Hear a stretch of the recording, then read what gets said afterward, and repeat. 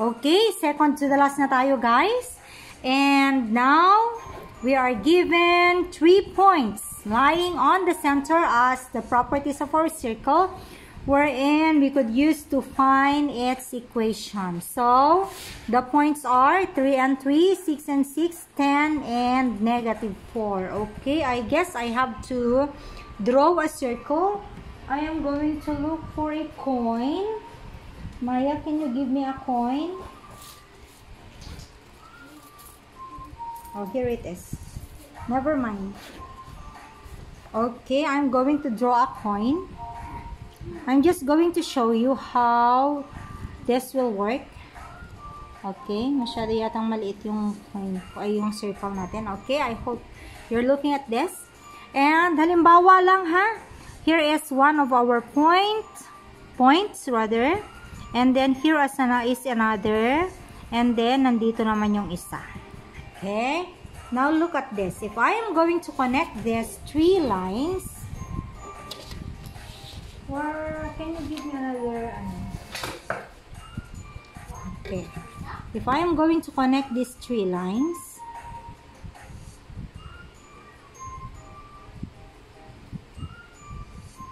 I'm going to connect this. And then I'm going to locate the center. Example, this is the center.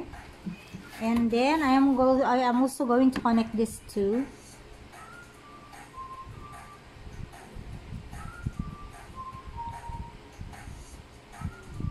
And here is the center. Okay. And then I am going to try drawing an imaginary line of which are perpendicular to our chords. Ayan. Okay, parang hindi naman na imaginary yan. Parang line na talaga. Okay, and then, remember they are perpendicular. Okay, so ito yung mga perpendicular lines natin. Ayan. The intersection of our 2 perpendicular lines is the center of our circle. Yes. Okay, that's why we need at least 3 points on the circle to be able to identify the center of the circle. Kasi kapag drino natin yung perpendicular lines ng ating mga chords through their midpoints, the intersection of these perpendicular lines is the center of our circle. Ayan. So, how are we going to identify now? Without drawing, given these 3 points, how are we going to identify the equation of our line? This time, there are 3 points to remember. I guess 3 or 4. The first is, you must be able to know how to name segments. So, if we are going to name this point A, and this point B, and this is point C, we are going to fill up what do you call this? A table. Ito na yung table na nandoon sa anong tawag nyo dito? PowerPoint ninyo na hindi nyo naintindihan. Okay. Kasi hindi ko ma-explain doon. So, dito ko na siya i-explain. Okay. Ito na rin yung example doon. Hindi natin nasagot doon, di ba? Kasi that was the PowerPoint I used last year. And whenever I post that doon sa whiteboard, doon ko na rin sinusolve. Okay, kapag naka-reflect na yon doon sa whiteboard, doon ko na rin sinusolve. Kaya doon sa PowerPoint, wala talagang mga sagot. Okay? So, this time, we're going to identify our segments. Okay? So, we're going to consider segment AB and segment AC. And after that, we're going to, let's say this is A, B, and C. Ayan. Diba nakita natin dito sa illustration natin? We need to find the midpoint. Ayan. Lobat na tuloy ang aking ring light. So, sana makita nyo pa rin. Okay? So, we need to identify the midpoint of our segments. Ayan. Okay? So, for our segment AB,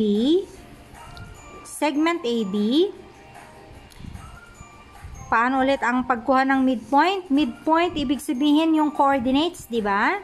So, we have x sub 1 plus x sub 2 over 2 and y sub 1 plus y sub 2 over 2. So, yan yung ating midpoint for segment AB natin. Okay?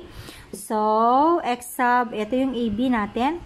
So, that will be 3 plus 6 over 2 and 3 plus 6 over 2.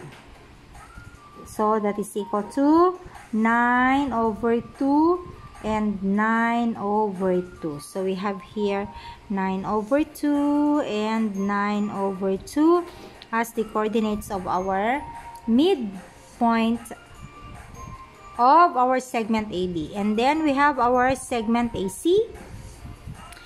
And so, again, x sub 1 natin, AC ngayon. So, that is 10 plus 3, or 3 plus 10 is 13 over 2 and 3 plus negative 4 is negative 1 over 2. So, ito na yung ating midpoint. So, 13 over 2 and negative 1 over 2. Okay. And then, kukunin natin yung slope kasi ng ating perpendicular line. Para sa ganun, actually, you are looking for the equation of our perpendicular lines. Diba? Na napag-aralan ninyo yun ng grade 8 kayo at saka grade 7 kayo that the intersection of two lines or the solution rather of two linear equations is the intersection of the two lines. May I repeat that? The solution of two linear equations. Ibig sabihin, these are systems of linear equations is the center or the intersection of these two lines. Kaya naman, kapag nakuha natin yung equation nito at saka equation nito, yung ating line 1 and line 2, actually, these are perpendiculars to our segments. Okay, perpendicular lines. Then, we can as well look for our coordinates of our center. Okay, so what we're going to do next is to find the slope of our lines in order for us to find the slope of our perpendicular lines for us to be able to write their equations. Okay, so slope, can you still remember? Can you still remember how to look or compute for the slope of a segment? It is the change in x or y over the change in x. So that is y sub 2 minus y sub 1 over x sub 2 minus x sub 1. So we have here AB. So we have 6 minus 3, 6 minus 3 over 6 minus 3, which is equal to 3 over 3, which is also equal to 1. So, the slope of our first line is equal to 1. Ayan, I hope you're following. And then we have also the slope of segment AC. Ayan, so we have y sub 2 of AC and AC. So C is negative 4 minus 3 over 10 minus 3.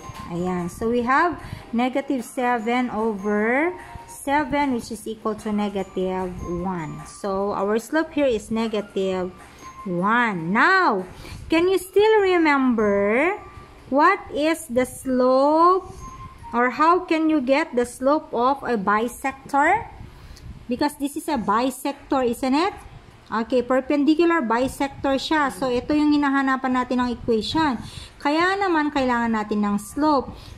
How can we find the slope of this line? Okay, remember that the slope of a bisector is equal to the negative inverse of the line. Negative inverse. So, kapag kinuha natin ang inverse nito, it's still 1. At kapag kinuha natin yung negative nito, negative nito, so, our negative inverse is negative 1. Oops, sorry. Parang may mali ako.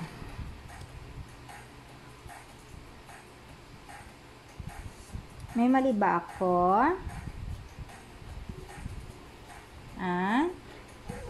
Wala. Okay.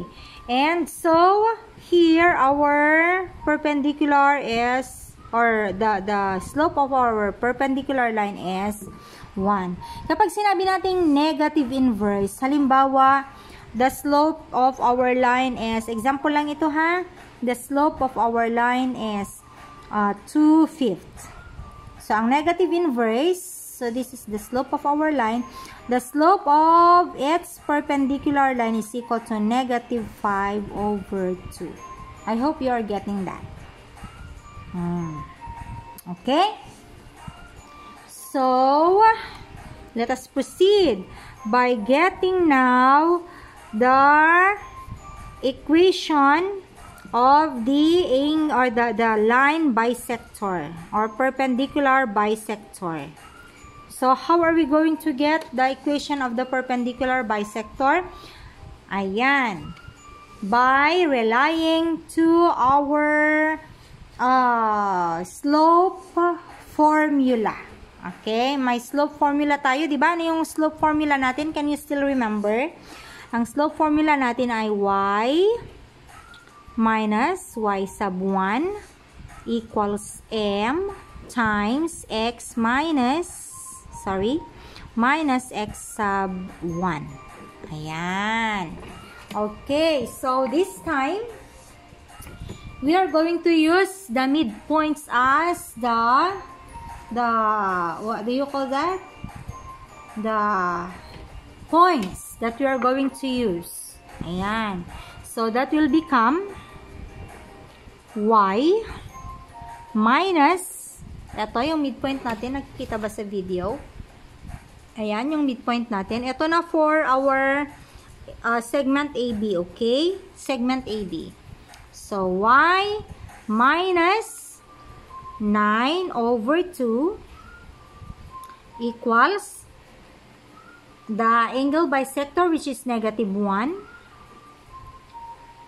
times x minus our x sub 1, 9/2. I hope you are following.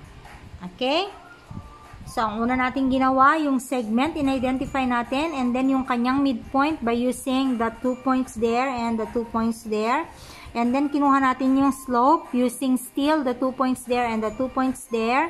And then, kinuha natin yung angle bisector by the property that the slope of the line bisector or perpendicular bisector is equal to the negative inverse of the slope of the line. And then, yung equation ng ating line bisector ay eto na. So, using now the slope formula, which is y minus y sub 1 equals m times x minus x sub 1. So, substituting now yung ating midpoint. So, this is x sub 1 and y sub 1. So, we have y minus 9/2 equals 1. Yung ating slope of our bisector times x minus our x sub 1. Okay, so simplifying further, I'm going to multiply this, distributive multiplication. So we have y minus 9/2 equals negative x plus 9/2. And then the next thing that we are going to do is to transpose all the variables there and all the constant there. Okay? So that will become y or x. Diba? Laging nauna ang x. So, magiging positive siya. X plus y equals, ang natira doon ay 9 over 2. And then ito ay magiging positive 9 over 2. Okay? And that is also equal to x plus y equals, dahil pareho naman sila ng denominator, so that is 18 over 2, which is also equal to x plus y equals 9. So, sorry, naging dalawa na yung equals ko tuloy. So, ito yung equation ng first angle or line bisector natin. Bakit angle ako ng angle? So, I'm going to write it here. X plus y equals 9. Okay? Ang susunod natin hahanapin naman ay ito. So, we have y minus, so this is now angle or segment AC. Y minus 13 over 2 equals our slope of our line bisector, perpendicular bisector is 1 times x minus yung ating x. Oh, sorry. Y pala yun. Sorry. Wala pala ito. Y pala. Y sub 1. Sorry. And then x minus 13 over 2. Ayan. Okay. So, again, i-multiply muna natin ito dyan. Pero kapag minultiply mo, siya pa rin naman, di ba? So, magiging y minus, sorry, that is plus, since that is negative, so plus 1/2 equals x minus 13 over 2. Bakit naging plus siya? Kasi y minus negative 1/2. So, negative times negative is positive. Okay? So, ito na siya. So, y plus 1/2 equals x minus 13 over 2. So, again, lahat ng constant pupunta doon. Lahat ng variable pupunta doon. Okay? So, that will be equal to our x na naman. So, negative x. Kasi positive siya, magiging negative siya. Okay? Plus y equals negative 13 over 2 minus 1/2. Okay? And so, we have negative x plus y equals negative.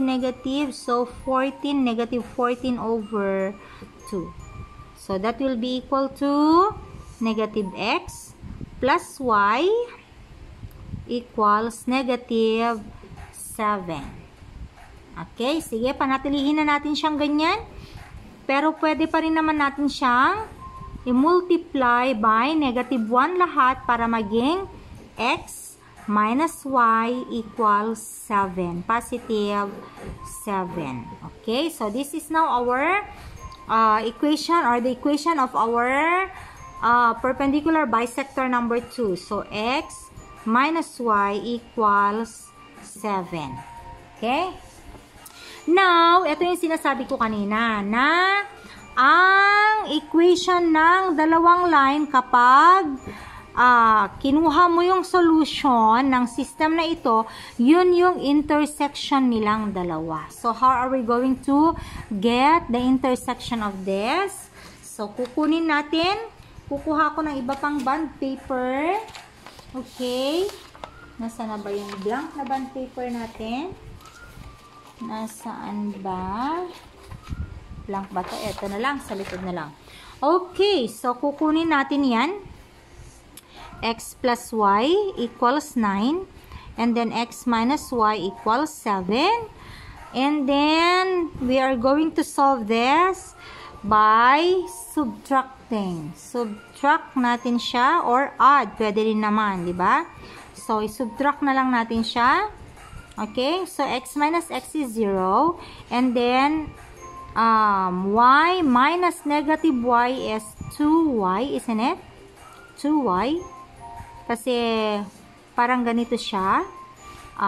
Y minus negative y. Okay, so, imumultiply mo siya.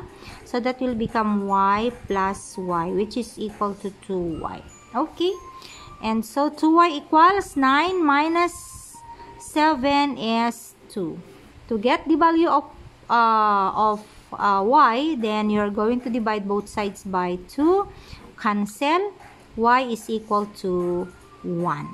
Ayan. Okay. Now that we have already the value of y, we are ready to get the value of x. So, gamitin na lang natin ito. So, baka malito kayo doon. Ayan. Gamitin na lang natin ito. So, x plus y equals 9. So, x plus, ano yung y natin? 1 equals 9. So, transpose, x is equal to 9 minus 1. So, x is equal to 8. So, meron na tayong intersection. Meaning, our point or our center is equal to 8 and 1. So, this is already our center. Ayan. Yan na yung center natin. So, ano na lang ang kulang natin? Kulang na lang natin ay R, our radius. And look at this. Kapag kinuha natin yung distance from this to that, then that is our radius. Okay? That is our radius. So, distance ulit tayo. So, this equal to, ang gagamitin nating points ay yung ating center at saka yung A natin, whose coordinates are 3 and 3. Ayan. So, distance is square root of our x sub 1, 8 minus 3, quantity squared, plus 1 minus 3, quantity squared. Ayan. No? So, that is equal to square root of 5 square plus negative 2 square, which is equal to square root of 25 plus 4 or square root of 29. So, this is our R. And so, we are ready to write our equation. X plus, ito yung ating H, yung center natin kanina, and K. Okay, 8 quantity squared plus, oh, sorry. Nalito na ang lola nyo. Sorry. Positive pala siya. So, we have x minus positive 8. Ayan, 8. Quantity squared plus y minus positive 1. Quantity squared equals our wages is square root of 29 square. And then, cancel that. Finally, we have x minus 8 quantity squared plus y minus 1 quantity squared equals 29. Ayan. Okay, there are some other ways of solving this, but for me, this is the most convenient. Ayan. Okay? So, 3 points. Anong ginawa natin? Una, kinuha natin yung midpoint ng dalawang segments natin, A and B, and then A and C, segment AB and segment AC. Okay, yung kanilang midpoints. And then, kinuha natin yung slope ng mga points na to by using the slope formula. Ayan, y sub 2 minus y sub 1 over x sub 2 minus x sub 1. And then, after that, kinuha natin yung slope ng perpendicular bisector ng each line or each segment. Okay, inverse negative inverse. Ayan. Okay, and then kinuha natin yung equation by substituting now the midpoint to the formula y minus y sub 1 equals m times x minus x sub 1. Ito ay yung m ng bisector. Okay? perpendicular bisector. Okay? So, after that, nakuha na natin ang kanilang mga equations. Equation ng bisector natin. And then, sinolve natin yung system to get the center. And after that, by getting the center or the distance from the center to point A, we get the radius. And so, we have here the equation. Okay, very simple. Balik-balikan lang. Naku, 25 minutes. Isang problem lang. Pero kapag kayo na ang gumawa, madali lang yan. Marami lang kasi akong pasakali, pa-review lang para ma-master lang ninyo. Okay? Tiyaga lang guys. Patience. Anyway, isang problem lang naman ang ibibigay ko na ganito. Okay? Pag-practicean nyo lang. Gusto ko lang maranasan ninyo kung paano mag-solve using or given the 3 points on the circle. Okay?